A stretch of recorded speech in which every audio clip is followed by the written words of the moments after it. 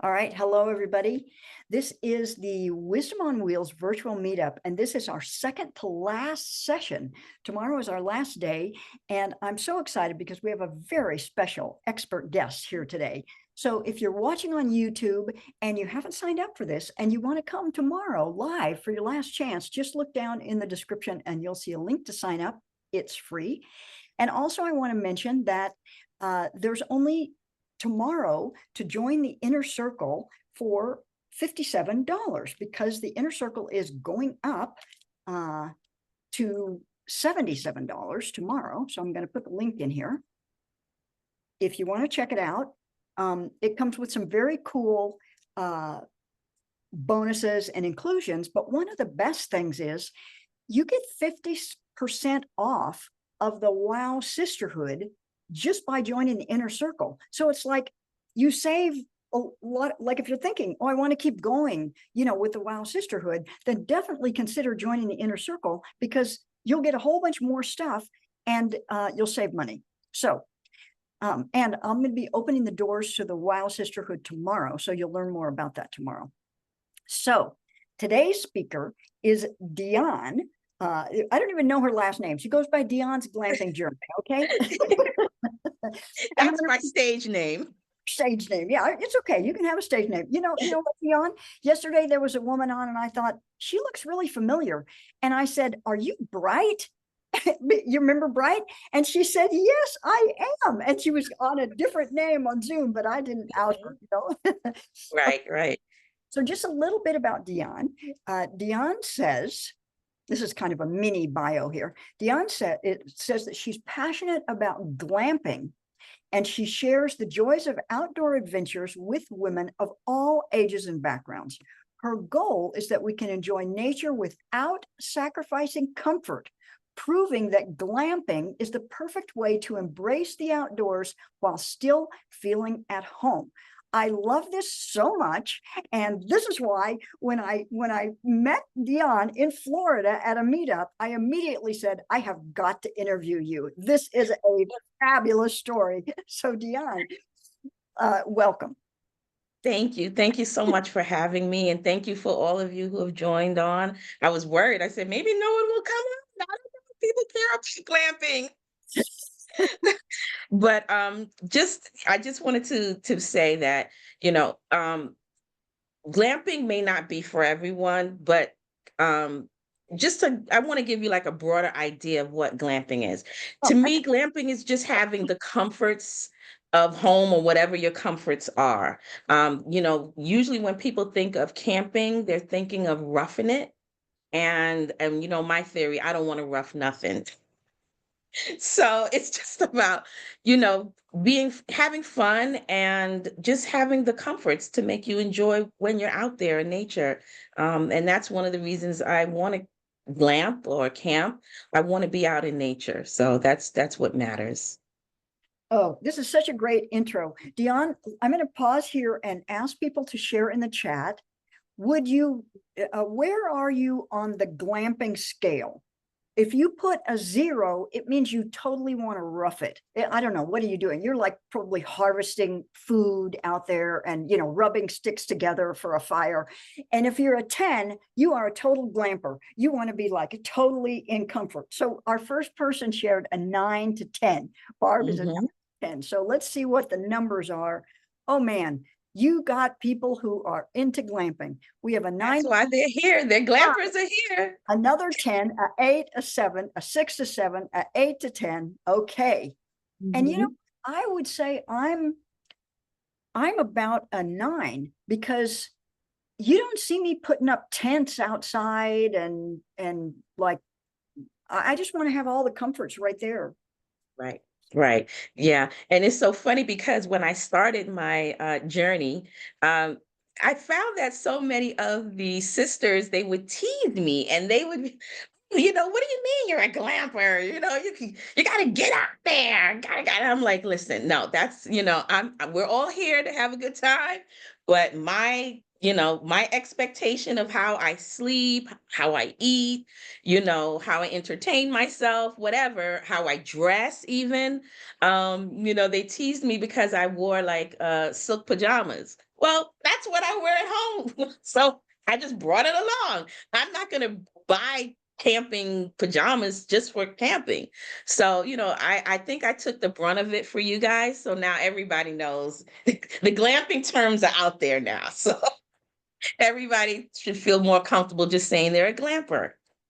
It's so terrific. So how about if you share with us, like, what is your style of glamping? What are some of the kinds of things that you bring with you so that you have all the comforts of home? Well, firstly, as you can see, I drink out of glass. So that's the thing that I think surprises people the most. I'll bring my tea kettle, which is glass, my plates, my forks. I mean, I understand that when you cook, I have to wash the dishes. Some people, they like the disposable stuff, or maybe something that they can just use the spray bottle with alcohol. No, I like to wash my dishes. Um, I have a heated blanket, a throw that I use, some other things. I have my shower tent. Um, I can't go, so long without a shower, maybe a day or two, but after that, I like to take a nice shower. So I have my shower tent. I'm actually in the process of investing in another tent so that I can have like a living room set up. So like outside of the vehicle, I can actually have like a living room. So that's something I have. Instead of using bins, I tend to use drawers, like the drawers from like Walmart, the three-tier drawers, because it makes me feel more homey than, throwing things in a bin. Just things like that. I make sure I have two burners so that I can really cook a meal, instead of just feeling like I have to throw a sandwich together. I want to cook a meal while I'm out there. So simple things like that. I don't One of the know. things that I remember from when I interviewed you in Florida, I remember you had like this vanity table set up with a mirror hanging there, and you had like, I don't know, makeup or perfume, or it looked like all these cute little like bottles of things. Tell us about that. Well, yes, I guess I forgot that. On another reason for not using bins and having those little three-tier drawers, because it makes you feel not only at home, but they operate like a dresser, like like where you can put things on top of. So I like to bring my makeup, as you can see, even though I'm home, I still like to put on my makeup when I run out or whatever. So if I'm going to be out in public, I feel like I have to have on some kind of makeup. If nothing else, just a gloss. So those are the things that I would definitely take with me camping. And obviously, if you have some makeup, you do have to have a mirror to see how you putting it all together. So I usually have like a little full size. Well, not little. I guess it's kind of big compared. But I do have a mirror so that I can see what I look like, and when I do my hair and my brush, and sometimes I'll bring a curling iron. So yeah, and an iron to iron clothes. So I have a travel iron that I travel with. So depending, like most things, I know I'm going camping, so I try to pack ready to wear, outfits. But if it's looking like it needs to iron, I'm gonna iron it. All right, this is so great. Okay, so pop in the chat. What is one thing that Dionne brings that you are surprised about? Let's hear one thing you're surprised that she brings. An iron. They're surprised about the iron. Yes. It's so funny because the other day, Makeup. Purple Renee came running over to my van, and she was like, do you have your iron? I need your iron. And that one time I didn't bring it with me. Oh, that's so funny. So, you can imagine, because I have a lot of temporary setups, I often have to pack everything. So yeah, sometimes you do forget things. So that was the time that I forgot my iron. So And somebody came running for it. yeah, This is Purple Renee. okay. Okay, so a lot of it was the iron. Somebody said the glass. Now type in something that she brings that you want to, like, either you also bring it, or you want to look into it, or you might want to consider it. So for me, the answer to that is I really like that idea of the shelving unit, because I get what you mean. Having everything in bins, it's a little bit inconvenient. You got to open it up. Having drawers, you can just pull them out and push them back in, and it feels a little Mhm. bit more like home. So Yes. actually, this is what a lot of people are saying. The cook stove, the silk pajamas, the gourmet kitchen, and the drawers instead of bins. Also, I want to bring, Barb says, I want to bring lots of electronics. Mhm. Mhm. Karen says, yep. And Catherine wants to bring the iron. She wants to make Mhm. sure her handkerchiefs are very tidy. I should have an iron for the same reason. It is so funny that you bring up your handkerchiefs because I also bring sheet straps. So like I guess they're called sheet straps or sheet fasteners. And I use those for my bedding and to make sure that my sheets stay fitted on my foam mattress because that's also very important to me, the way I sleep. And that's one of the reasons why I love glamping even more than going and staying in a hotel because it's my bed. It's it's how I set it up, and I know that I'm probably been the only one on that bed, right? So um, the sheet straps make sure that the mattress and the foam and everything stays tight and tidy, and I think that's also important for me when I'm sleeping for comfort. Another reason this is so brilliant, I'm so glad that you just said this, because I don't know about everybody else, but I have got a yoga mat, a pad, a thermarest, and a foam thing, Mhm. all on top of each other. And they don't necessarily stay exactly, like one of them will slide out from the other one, but this sheet fit, because I do have a fitted sheet. If I had those Mhm. elastic sheet fitters, it Mhm. would solve Mhm. the whole problem. Yes, yes. Put sheet fitters in the chat if you are also thinking, whoa, this might help me out too. Mhm. It says you can Mhm. buy them at the dollar store. Oh, I love that. I didn't know that. Mhm. Yeah. See? Those little things make the difference, believe it or not, and comfort and just feeling like, you're home away from home. So, Yeah. yeah. So one of the ideas that I get from you, Dion, is that you actually don't want to dramatically change your lifestyle just because you are out in a van somewhere. Is that true? Mhm. Facts. That's absolutely true. I one day I hope, like for now, I've only been out for maybe like 2 weeks at a time. I'm hoping that eventually I'll be able to go out maybe for an entire month or a month and a half. I do see that down the road. And my goal would be to just still feel like I have the comforts of home. Yeah. So, no matter how long I stay out, I want to be comfortable. But I can see that it can become challenging the more time you spend out on the road. But I'm ready for it. Yeah. Yeah. Well, tell us about, so one thing that you do that others, okay, this brings up to the question, because Catherine asked, what do you travel in? So this brings Mhm. us to that whole thing. Right. So I have a SUV, M class SUV, and she is on her last leg, literally. So, unless I'm going for a short trip, maybe 2 to 4 hours, I'll take my SUV.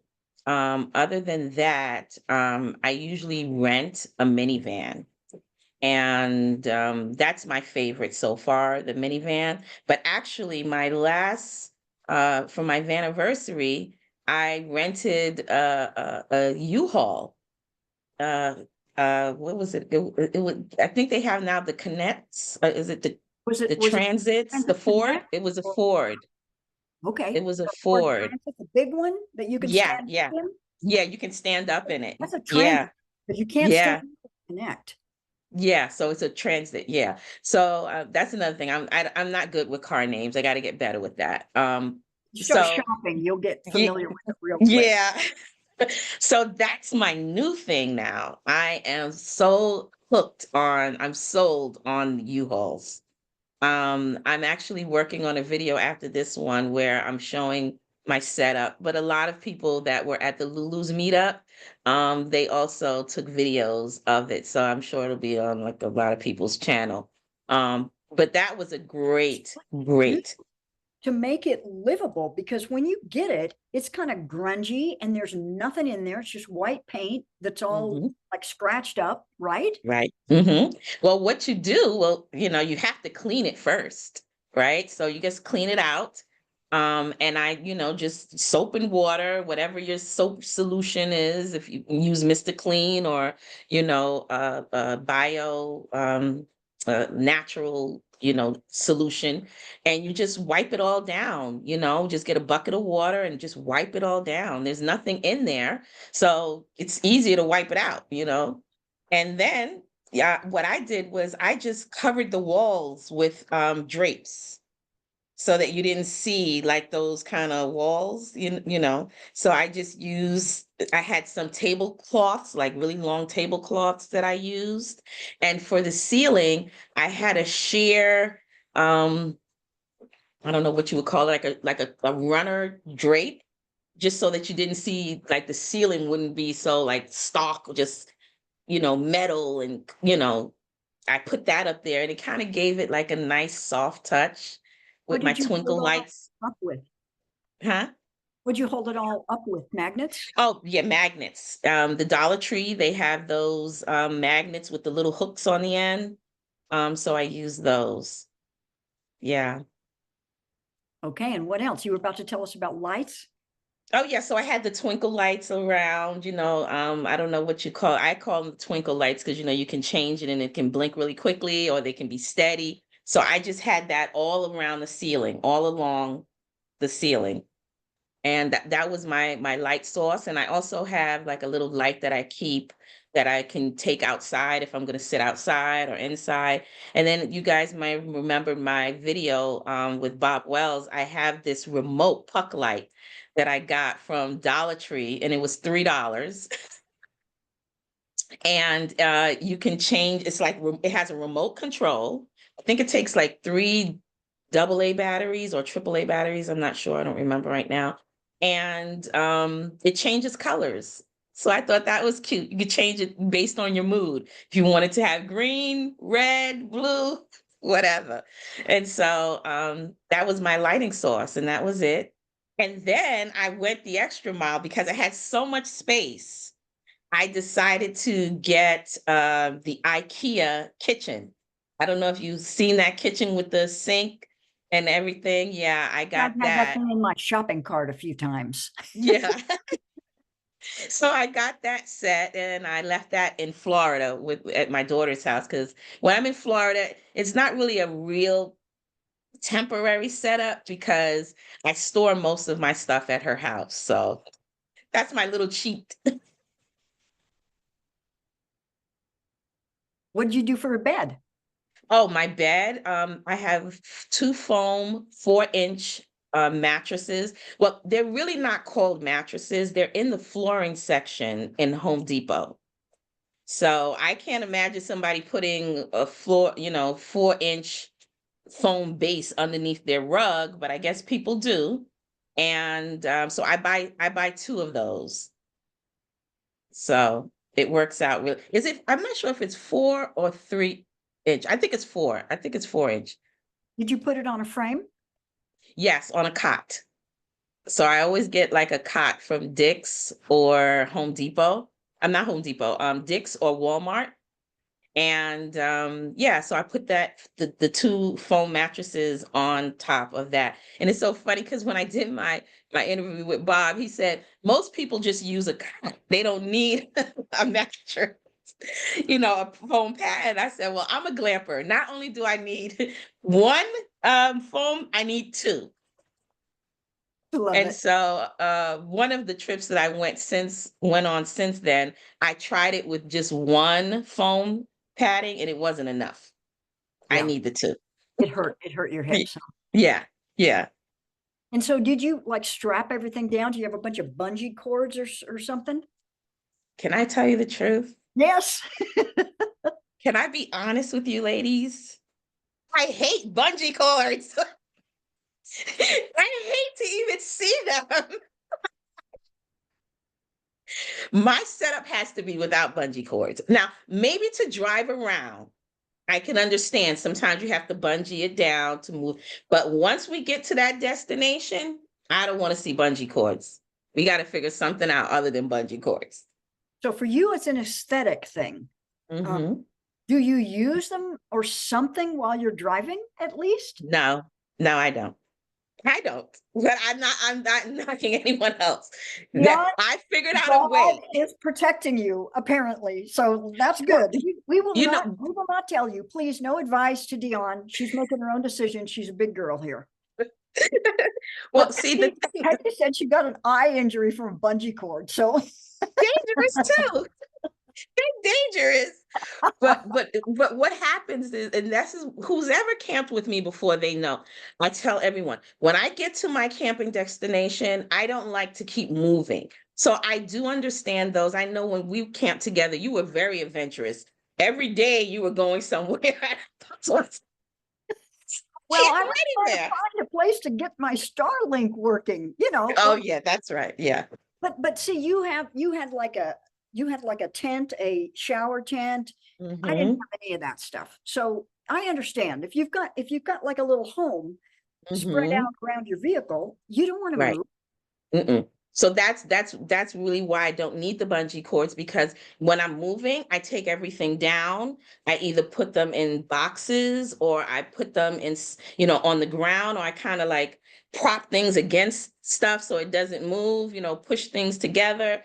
So, I just feel, find creative ways to do that. And then when I get to my destination, I set up. Okay. So I don't really see myself moving. I have to be set at least for 2 or 3 days before I move somewhere else.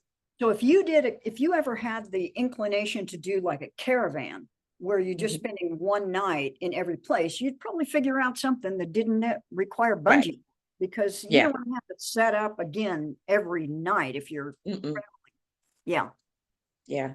And that's the thing. You have to find what works for you. And that's one of the things why I love Lulu so much, because she says she really has given me the confidence. You have to do what works for you, as she says. You have to do what works for you. So I don't think I'll ever be one to really do those long caravans. Maybe a day or two to get to a location, but other than that, I don't see myself just driving. And I hate to sound like that, but aimlessly driving. Like, I'm probably one of the few van lifers that do not like to drive. I don't. I mean, I'm a safe driver. And maybe because I put so much thought and I'm focused on the road and I'm holding on to the steering wheel and I'm driving. Um, I really don't really like to drive, and I really don't see myself driving for more than 4 hours a day. Anything more than that, is too much for me. Yeah. So let's find out from our participants. Uh, how much do you like to drive, like on a scale of 1 to 10? I'm probably about a 5. I mean, I got myself into it because I drove from Tucson to Florida and back. So I had to Amazing. drive. I had to drive a lot, Yeah. Yeah. but it wouldn't have been my top choice. So we got 5, 9 to 10, 7. Leslie likes driving. 8, 5, 5, depends on the drive. Like going, Denise says, coming back stinks. 8, 10, about a 6. So, they're kind of all over the map, but I didn't see anybody say they were below a 5. So it's interesting. Nobody's down there as like a 2 or 3. I'm down there as a 2 or 3. Yeah. Dion, tell us about how you did it when you went to the RTR in Quartzsite, because you flew into Phoenix. You weren't in Mhm. Florida where your daughter had all your stuff. So you Nope. either bring it, rent it, or buy it, or do without it. Right. And so I live in New York, in Westchester County, which is about 45 minutes from New York City.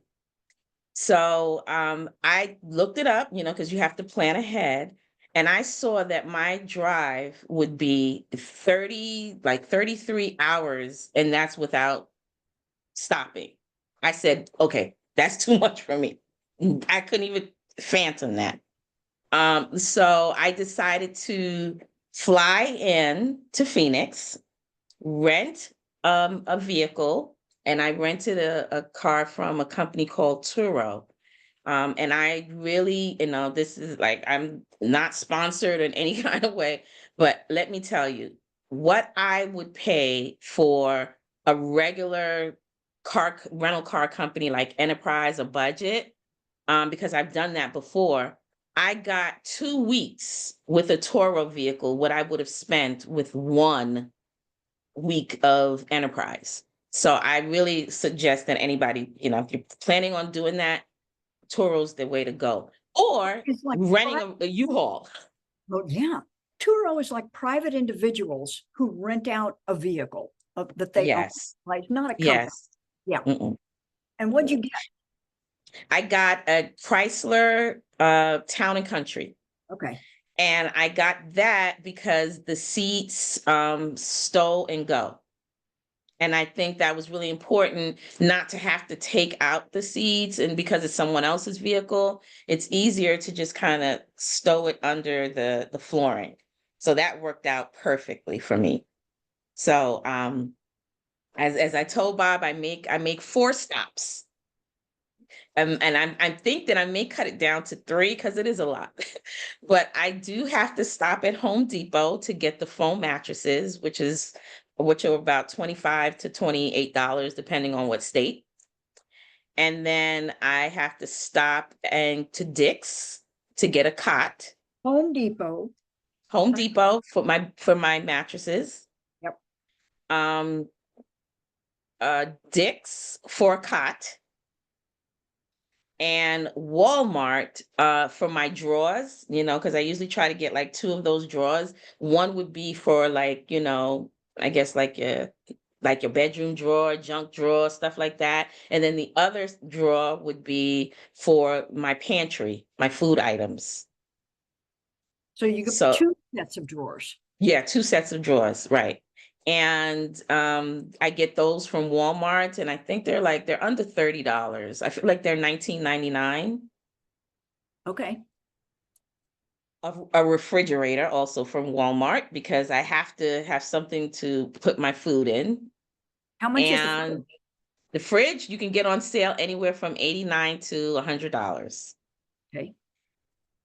And it's just a regular fridge. I mean, I couldn't worry about getting like a camper friendly kind of fridge, you know what I mean? And so the first time I did it, I was really concerned because, usually the box doesn't tell you how much wattage it uses.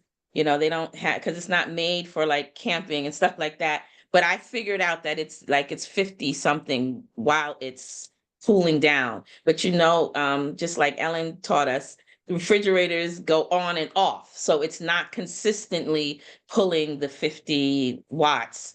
Once it gets to a certain temperature, it stops, and that saves on your battery. So Walmart is the refrigerator and the drawers. And I think now I may start getting my cot instead of making the trip to Dick's. I may just get the cot from Walmart too. You can get it from either way, the price is still the same. It's usually somewhere around $60, either way, wherever you get it. And finally, my favorite store, Dollar Tree. I love Dollar Tree. I get to tell you. That's where I get my little knickknacks from, whether it's my, dishwashing detergent, my wipes, to wipe things down. I just love Dollar Tree, So that's my, those are my stops. And as I told Bob, I can do all of that for about $300. Okay. Now, there's 2 things that you didn't mention, and I'm Mhm. wondering what you did about that. And one of them Okay. is food, and the other one is power. Okay. And just anything else that you brought with you that you didn't Right. buy in this 300. Okay. Yeah. Right. So my power I bring with me. And I have a Browley 600-watt, 1000 amp power station. How do you And spell that word? Browley, Browley. Okay. Can you bring up my thing for me? My power station really quick. I didn't even think to show them that. And the beauty with that is I can actually use it as a carry-on because it's the size of like a briefcase. So if you can imagine, a lot of people, it depends on, like I said, what you're trying to do. Most people, they have the, what is it called? The Jackery or the, I forgot the other one's name that's very popular. But there's a lot of them out there. Bluetti, but they come really like big and like a square. You can't really go anywhere with that. Whereas this is mine. I don't know if you can see it. It's the Browley, Yeah. right? And just so you can get an idea, let me see if I can stand. You can see I can carry it just like it's a briefcase. And so it clearly doesn't weigh 50 pounds.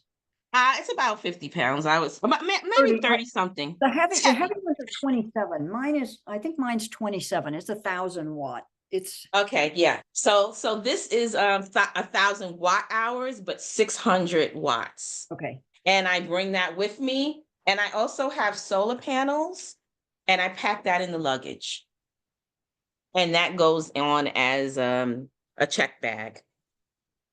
So the supermarket, I just find any local supermarket. I don't bring any food with me, except sometimes I bring my water, believe it or not. That's I like pan of water. Everybody knows I love my pan of water, and it's very hard to find it um in other states. And so it's hard to find, period, but especially in other states. Anything else I can buy in a supermarket, but I oftentimes pack some of my own water. um and what do I pack in my luggage? Pretty much everything else. I mean, I've been chastised already for packing my stove. I do that. And I've done it. I will be more conscious of maybe not packing it in the future. But I usually use isobutane, and that goes in my checked bag. Um, what else? Everything. My sheets. I try to bring 2 sets of sheets. Because if you have an accident, you need a second pair of sheets. Um, I pack obviously my clothes. I like to put them in package cubes, and those work really nice for when you want to separate everything. I have like four, one for my like pants, one for my pajamas, another for undergarments, shirts, dresses, everything. So I usually do that. I always bring all of my own uh what do you call it, like facial cleaning stuff. So my own, toothpaste, toothbrush. I have like a little cosmetic a bag, travel bag. I put all of that stuff in there, deodorant, everything. I also have to bring my own deodorant because I make my own deodorant. I don't use store brand deodorants. So I have to bring my own. Um, I bring my own peppermint soap from Dr. Bronner's in a little container, like, travel size. So everything else I really, just bring from home. And I usually have two um, luggages full of stuff. And you have to have 50 pounds or they charge you extra. So between that, I like to travel, JetBlue and United, because oftentimes you'll be able to have a personal item and a carry-on. And so my power station is my carry-on. And then I might bring, instead of using just my purse, I'll use like a backpack or something, because you can fill that up a little bit more. So I think their concern is that you can put one item on top overhead, and then the other item has to go under the seat in front of you. So as long as you meet those standards, everything has been fine. And so many people ask me about the power station and how do I get through TSA? I can just tell you this. I've done it at least half a dozen times. It does take a little bit of time. So, make sure that you get there, give yourself a good, I would say half an hour, because a lot of the TSA agents are not familiar with it. And so they always have to go to the supervisor. And then the supervisor always has to contact the airline. So it takes a little time. So I never just get through clear, but it's worth it to wait an extra half an hour for approvals. And sometimes it's only 15 minutes. I mean, especially when you travel out of the same airport. Like we have our own airport here in Westchester County, and I travel out of there often. They already know I'm coming with it. So they've stopped me enough times that they know, okay, yeah, this is it. So maybe my wait for them would only be about 15 minutes tops. But that everything else fits in my luggage. Fantastic. So are you ready for questions? There's a lot of questions, or is there anything else you want to share about what you bring and what you buy? No, I think that's it. I guess I'll figure it out if I left anything out with the questions. All right. So Kelly wants to know, how do you get to the rental car from the airport? Good question. I usually have to Uber.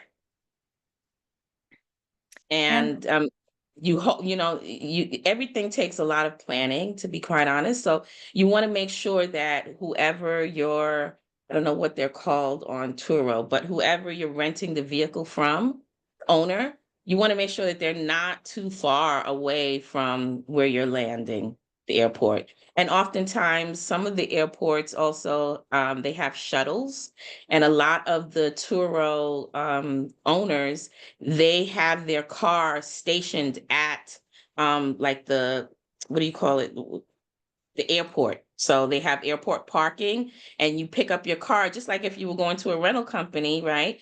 The car is there. So I've also had instances where I used the car that was at the rental company, at the airport. yeah, But so other that, than that, you would have to use an Uber, get an Uber or Lyft. okay. And so Catherine wants to know, how big are the mattresses if they're in the flooring section? So, they've got to fit your cot. How does that work out? So usually the cot is 72 inches long. Am I saying the right thing? 72 inches long. And so the foam that I get from Home Depot, it fits perfectly. So it's usually 72 by, I think, 24. So I think it's 2 feet wide and 72 inches long. So it fits perfectly. I don't That, have to cut anything. It just, it's like a miracle. yeah, that's great. So Peggy wants to know if it's worth the expense to keep buying the same things. But I think we need to go back. So in Florida, you don't have to get rid of anything. You can just store it at your daughter's. What did you do with all that stuff when you came back from courtside? Well, I donated. I camp with people sometimes who are interested in buying, which I was lucky for that before. And then if not, I mean, even with the food, I've donated to the homeless people before I got on my flight, like before I turned in the vehicle. So, I also donate to the thrift store, the local thrift store. So there's plenty of way to get rid of stuff. I mean, and is it worth it? Yes, because if I didn't spend the $300 to buy those things, I wouldn't have gone to RTR. Yeah. That's for sure. So it's a part of the expense. And honestly, I have to really sit down and do a breakdown, which I keep saying I'm going to do it. But honestly, you'll be surprised what you'll spend in gas and tolls. So it's not necessarily a cheaper route than driving, but it's definitely somewhere close, in comparison to pricing. Because I when I took a look, I think I was going to spend around that, that or more for gas and tolls to get from New York to Quartzsite. Well, So, you also have to consider the wear and tear on the vehicle, the wear mm, and tear on your body, yeah. driving, and all of the time. that you're going to spend.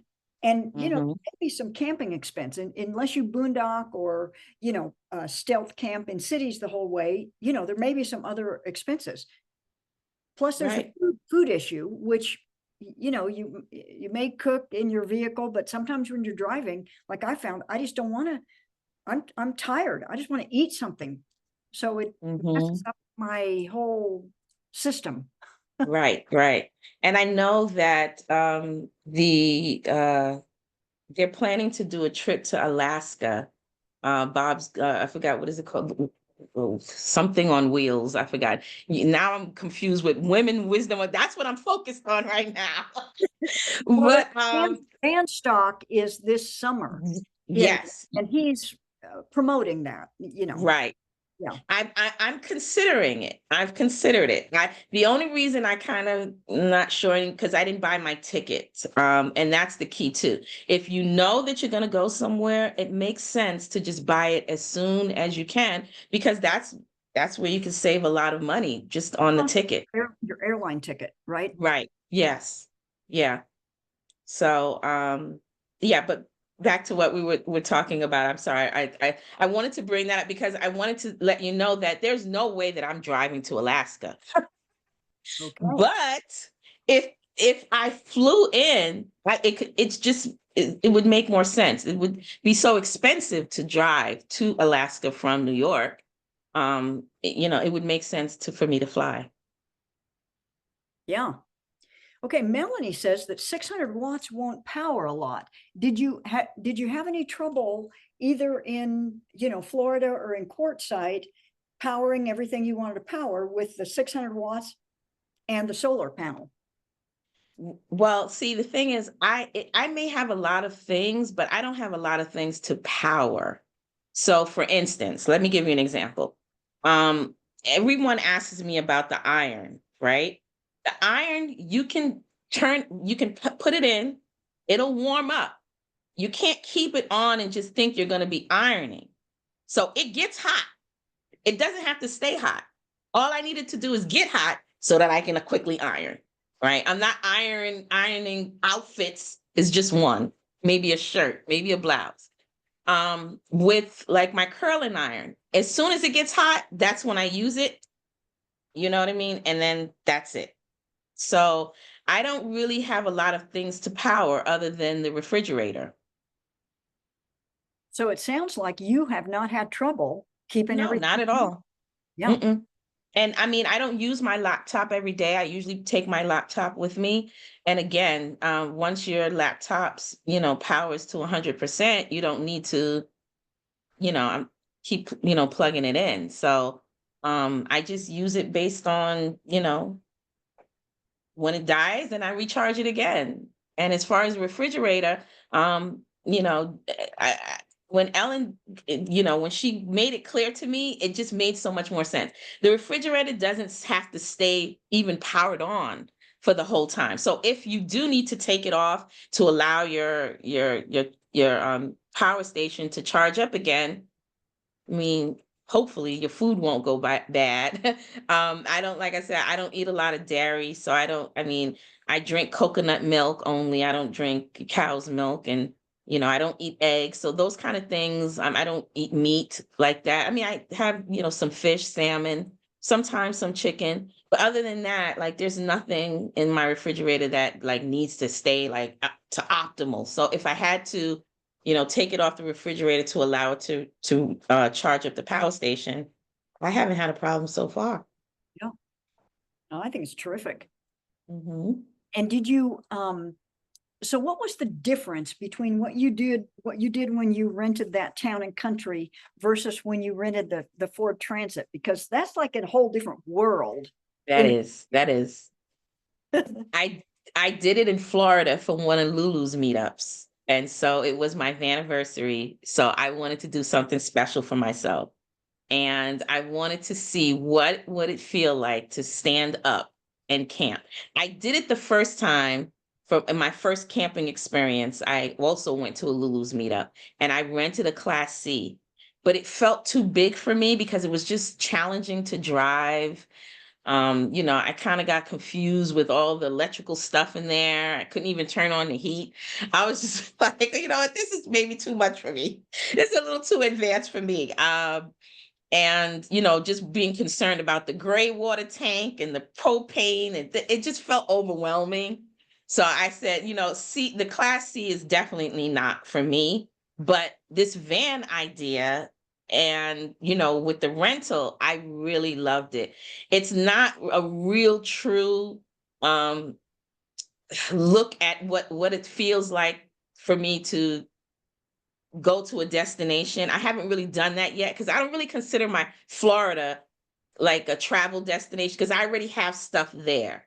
So I didn't really have to buy really anything for it because I had everything already. I have a refrigerator at my daughter's house. I already have my cot there. I already have my foam mattresses there. I have everything there. So I also tell people it's so funny. I have a setup in New York and I have a setup in Florida. So I have one in the north and one in the south. So when I went to Lulu's Texas meetup, I drove from Florida to Texas. That Oh, was the longest I've driven. oh, that was a Yeah, big. that was big. Yeah, How many days did you take to get there? two. Okay. Because that's me. I can't drive too long. Well, you know, I would say maybe a day and a half. I slept overnight in a rest stop one night. So I guess two Okay. driving days, but I slept in a rest stop one night. That was quite a bit of driving, though. Yeah. Yeah. For me especially. I mean, you got to go through Florida and Louisiana Hmm. and Mississippi, and then Right. Texas is like enormous. Yes, exactly. So I mean, you know, if I didn't do the flying in thing, I probably wouldn't, it would limit me in where I would go. Uh-huh. Yeah. Mel is asking, did you do anything to insulate that van? And No. how was the temperature? How did it feel inside? You know, it did get cold, but for me, I'm a tropical girl. My family's from the Caribbean, so I needed to be warm. So 50 degrees to me is cold. So, I mean, I again, you know, I did mention that I do have a heated blanket that I travel with. I got it from Walmart, and it's actually like a poncho that you can put over you with a hood if you want to be at the campsite at the campfire, and then you can lay it flat and it turns into like a throw. So I had that, and that kept me very warm. Oh, I forgot to mention, I also travel with my sleeping bag. And so the purpose of my sleeping bag is I usually put the foam mattresses inside of the sleeping bag. And then I put my fitted sheet over that, and then I sleep there. And then I have my flat sheet, my comforter, and then that throw. So there's You plenty of sleep on insulation. top of the sleeping bag. Yes. So Oh, this was in my, I mean, there's no scientific, I don't know if this is true or not, but in my mind, I thought of it as helping to regulate my body temperature with me being on top of it. So, you know, we go through these sometimes hot and cold flashes. So I figured that if it regulate my body temperature, it will kind of like help me when it gets kind of hot and I need to feel like I need to cool down. Maybe being on top of it would help that. And also when I'm cold, you know, maybe it'll insulate me. So I don't know. That's just my thoughts. I don't know. if it works, it works. Right. And I see a comment coming in from I think Mel. Yes, it does keep the mattress, the two mattress pads together and not kind of have them slipping and Yeah. So clearly, this is not a mummy bag. This is a rectangular. yes. Yes. Yeah. Hmm. The old fashioned kind. Yeah. This is so cool. Yeah. So you left your IKEA kitchen in your daughter's. So now you have Yeah. a kitchen. No, right. So I'll have to get one for the north. Are you thinking of going to Quartzsite again this next year? You know, when I was there, it was so cold at night. Freezing, wasn't it? so cold. It got down to 30 degrees. And I said to myself, I don't know if I could do this. I don't know if I could do it again. But to be quite honest, I had so much fun. I met so many great people there. I would even want to stay a little longer than 2 weeks because I stayed for the WRTR and the RTR, which was 2 weeks practically. And so I would want to stay a little longer because I wanted to, one of the groups I was camping with, they went on to camp other places. Oh, so but I probably would like to go back and maybe stay a little longer. Well, that's cool. Maybe Yeah. you'll rent a U-Haul again next year. Yeah. That's what I'm really thinking. I just haven't figured out the problem with the U-Haul. First of all, it's only $19 a day. So that makes it worth it right there, right? $19 a day. The only challenge is if you really want to drive, I think it's like $1.30 or $1.50 per mile. So it can get costly. I mean, not costly, probably equivalent to what a rental would be. With Toro, because a rental for a minivan is $320 or something like that. So, I So mean, you might be able to rent it in Yuma in right. I thought about that. someplace closer so that you wouldn't have to drive so many miles. Right. Right. Oh, I had another question and it slipped my mind. I think it I was, see. I see, Judy. You're right, Judy. That's about right. It's a dollar something, $1.20, $1.19, something like that. per Yeah, mile. yeah. And so nobody's asking the question, but anybody listening. So WRTR stands for the Women's Rubber Tramp Rendezvous. And then the regular RTR Rubber Tramp Rendezvous is for everybody. But the women's, which is like 4 days or something like that before the regular, it is only women. Like even all the volunteers and all of the vendors, Mm-hmm. they only let women in there. It's Right. Yeah. cool. It was great. It was Yeah. great. I learned so much. And, I feel like no matter how many times you go, you're going to learn something because there's always someone new and, Yeah. so many other things going on. So, It's mainly the people that you meet. I mean, the speakers are hmm wonderful, but it's all the people that you meet everywhere. Where can you get info on that? Just put Rubber Tramp Rendezvous into hmm any search engine on the web hmm and it will come up. And it's free. It's totally free. And so you don't hmm pay anything to go to it. Bob Wells and somebody else started it many years ago. And hmm Sylviane, who was here like in our second week, she was at the very first one, which only had like 40 people. Wow. It only had 40 Wow. people the first year, and then it hmm kept growing. So Leslie says you can find it on cheaprvliving.com. hmm That's hmm Wells' website.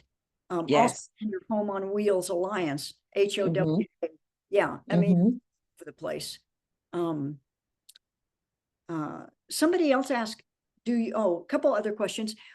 Where do you camp up in the New York area? Well, I haven't explored New York as much as I should have because we don't really have that many, like we don't have BLM land, we don't have any of that. And I'm learning that you have to do it when you want to find someplace to camp in New York, you have to do it per county.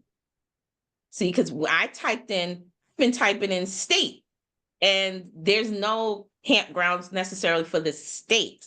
But if you look it up by county, you can find certain locations by county.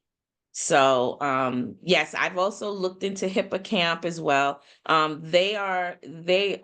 Thanks Mel for that. Usually those are going to be definitely paid sites and stuff like that. I did see a few that were paid, like you have to pay something. Mel, I don't know if you saw anything that was for free or anything like that. Yeah, I'm so sorry. I'm trying to read as Yeah, you do the reading. yeah. And So then yeah, you can, I'm sure you can find it. I'm just learning more. I have to be honest, I considered myself to be the meetup queen. Because you throw a meet up, trust me, I'll be there. But now I really want to start venturing out on my own. And so I started looking into campsites for Westchester County specifically. And then, I'll make my way further up north. That's So I great. haven't really done it yet. It's And like, no, in New York, there is no, you can't park on somebody's street, because as soon as, if they alert the authorities, it's not a good look. Yeah. yeah, yeah, that's great. Well, it sounds like you're evolving in your Yes. van life adventure. Yes. And March has only been a year since I've camped. So March made a whole year. I've never camped before that, not even as a child. that's so great. I love it. And do you remember, can you describe for us what the IKEA kitchen was? Oh Was it, yes, it was it had the sink attached. It had like a counter space and then two shelves on, one side, and then there was like a I don't know, like a level underneath the sink that you could I put a bucket there so that my running water, that would be my gray water. And it also had like a backsplash to it, but it was you can hook stuff on there, like, I'm sorry, I wish I had a picture of it. Um, yeah, you can hook things on there, and was it it stainless was, steel? yes, stainless Okay, I steel. looked at that. Yeah, Yeah. it's fairly inexpensive and Like $120 or something like that. Yeah. hmm It's definitely worth the investment for me. I love it. I felt like I was at home. People were passing by my van, looking and saying, they were and saying what? they were like, "Oh my goodness!" Like shocked, like, "What do you have in here?" Like a whole kitchen and a U-Haul. Yeah, so people are asking about camping at the RTR. Do you want to fill them in a little bit about like where you camp and where the event is held and stuff? Because this Yes, yes, I would love to, is because quite the thing. I loved it. Everybody's got to try it at least one time, one time. So initially I camped with a group called the Butterfly Tribe, Butterfly Tracks. I've camped with them before, so a few of the ladies I knew. I got a chance to meet a lot more ladies there, but a lot of them we had camped together before. And then, believe it or not, there were maybe about two ladies from Lulu's group. And so I've camped plenty of times with Lulu. So I met, so I felt very comfortable. I had people there that I knew. And I stayed with them for a week. And then the second week I met, and we stayed on BLM land. And can't tell you where because they'll kill me. That's another thing. I mean, I'm sure you guys know that with camping, you should never let people know where you're going to be, unless they're camping with you, just for safety reasons. Even if you're doing YouTube, you don't want to post where you are until after you leave, just for safety. So we stayed there. We were maybe about 10 minutes away from um, the RTR, where they were meeting on the ball field. And so it was convenient, for me, like, I don't like to move around. So, I mean, I didn't go every day, but I went most of the days to, You mean you didn't go to the RTR every day? yes, Uh, because that would mean me having to break down my setup to Oh, drive. Because remember, I don't do the bungees. okay. So that would mean that I would have to break everything down and set it back up. So I didn't go every day, but that was fine because I enjoyed just being with the ladies, just hanging out. And so that worked great. And then the second week I met another group and then I camped with them. So I just wanted to meet people, get to know, and they were in a different location that was maybe about 25 minutes away from where the butterfly tracks were camping. They were more like on Plamosa Road area, in that kind of area. And that was maybe about, again, 10 minutes, 15 minutes tops away. But I got the opportunity. I was on that side, I was closer to Yuma. So I got to drive into Yuma for some provisions, as they call it. So some stuff that I needed to restock on. So that was great. I did get a chance to go around, but just keep in mind that with the BLM land, you have to, whatever you carry in, you have to carry out. There are no trash. You have to take it to the main dump. So you have to carry all your trash to the dump. You also, there's no bathrooms. In town, there's a water pump so that you can fill your jugs. You pay like $1 or something, and you get water so you can fill up. But there's no amenities out there. Like, you're in the desert. Like, just understand that there's nothing. There is beauty in the desert, but it is the desert. So Yeah. that was shocking for me because I'd never been in a situation like that. So Yeah. that was interesting. So be prepared. Yeah. And it was, I mean, it was very windy. It was cold, like you said. It got down below freezing at night. And then there were 3 or 4 days where it was really windy all the time. And that can make it very difficult to use a gas stove unless you're Mhm. inside your vehicle, because the wind was so strong, which Yes, it was. also made it really cold.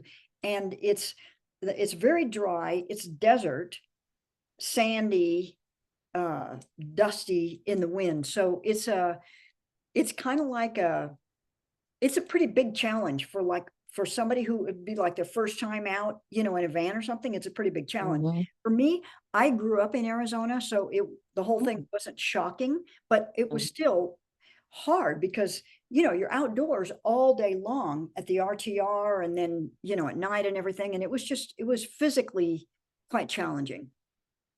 So But I'm so glad that you mentioned that you're from Arizona, because I have a question.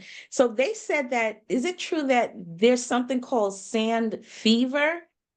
And that if you're out in that sandstorm and you inhale the I guess, I don't know if it's called dust or sand or whatever, that if you inhale it, you can become sick. And there are people who have actually have died as a result of that. I started wondering, I should have brought my mask. yeah, what it's actually called is valley fever. Oh, valley fever. Okay, okay. Um, I think it's one of those things that's so common, like almost everybody has had it. But, Okay. but anything like, some people could get a cold and die, and other people Mhm. get a cold and like, okay, they're better in 2 days. So, um, it's just one of those things I think it's a virus. It's just around, or maybe it's a bacteria. I don't really know, but it's just there. Like it's Okay. ubiquitous, Okay. I don't know Yeah. if a mask, I don't even know if a mask could, like, what would you wear it 24 hours a day? I There's no guess, well, when you're outside your vehicle, like, because I like to go out, they were same telling me, go air. The inside, go inside. same air is going to be in your van too, Right. So it's like, I Mm. don't know that you could really get away from it. But anyway, it's Okay. called valley fever and you can research it. Okay. I thought it was from the dust or the sand going into your I respiratory. Okay. think I don't know. I'm not an expert on it. Mhm. Okay, you guys, final questions for Dion. Pop them in the chat. Try to keep up. Thank you so much, Leslie. Thank you.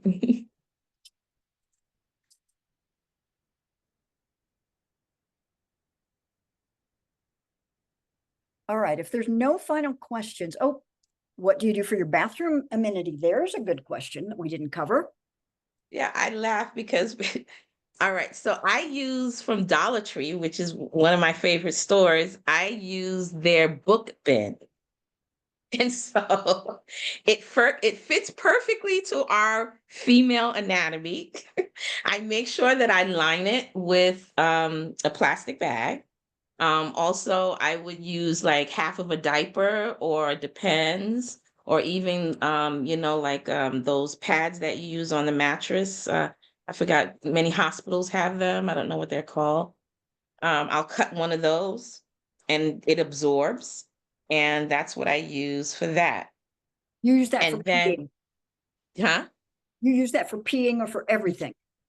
Well, for everything too, because I also use that, and then I may line it with I forgot what you call it, but they have like powder inside of it.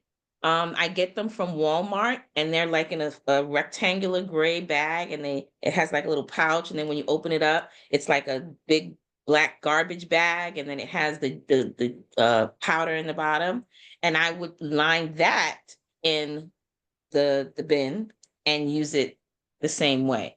And the powder is like a liquid absorber. Yes, it turns to gel. Yeah, so that powder, anything liquid or anything, it turns to gel. And I think it also helps with the smell as well. And so because that bag is made especially for solids, as we call it, right? When you close it up, you can seal it and it stays like you don't smell anything. And when I was in Arizona, because you have to carry in and carry out, I mean, I could have like maybe 2 or 3 of those bags full of solid and I didn't smell anything. That's amazing. Yeah.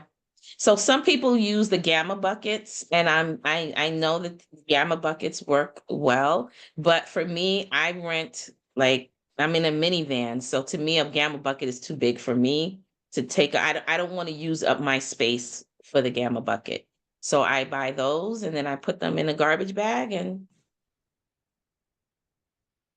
take it out to the dump. Terrific. That's a great question. Okay, now is your chance to acknowledge Dionne. Let her know what you're impressed by, what you appreciate having learned from her, what you want to acknowledge her for what she's done and what she's learned and what she's teaching and what she's modeling for us.